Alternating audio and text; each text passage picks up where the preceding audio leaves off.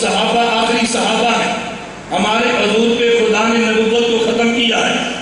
ہمارے صحابہ پہ خدا نے صحابیت کو توجہ رکھنا، ہمارے حضور پہ نبوت کو ختم کیا اور ہمارے صحابہ پہ خدا نے صحابیت کو. انبیاء کی تعداد کتنی ہے؟ تو بولو 1,00,000. صحابہ کی تعداد کیوں؟ میں نے شروع میں کہا تھا نا، جو تم خطیب سمجھتے ہو میں تمہارا وکیل ہوں. انبیاء کی تعداد کتنی ہے؟ بولو نا. صحابہ کی. تو جو تعداد انبیاء کی ہے وہی تعداد ہمارے نبی کے صحابہ کی ہے.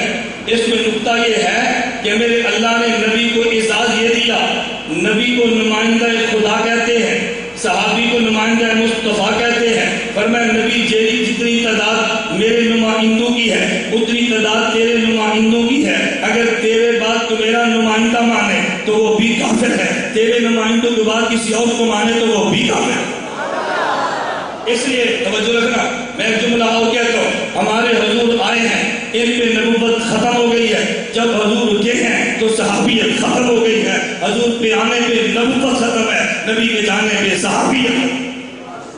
نبی کو نمائندہ خدا کہتے ہیں، صحابی کو نمائندہ مصطفیٰ کہتے ہیں. فرمایا میرے پیغمبر تجھے احساس دیا ہے جتنی تعداد میرے نمائندوں کی اتنی تعداد تیرے نمائندوں کی. خدا کا نمائندہ وہ بھی دلیل ہے، نبی کا نمائندہ وہ بھی دلیل ہے. حضور کو نمائندہ خدا نہ مانے دین آسمان سے دنیا میں نہیں آتا. صحابی کو نمائندہ مصطفیٰ نہ مانے تو مکے سے دین باہر ہے. حضور کو نمائندہ خدا نہ مانے تو عرش سے دین مکہ میں نہیں آتا. صحابی کو نمائندہ مصطفیٰ نہ مانے تو مکہ سے دین باہر نہیں.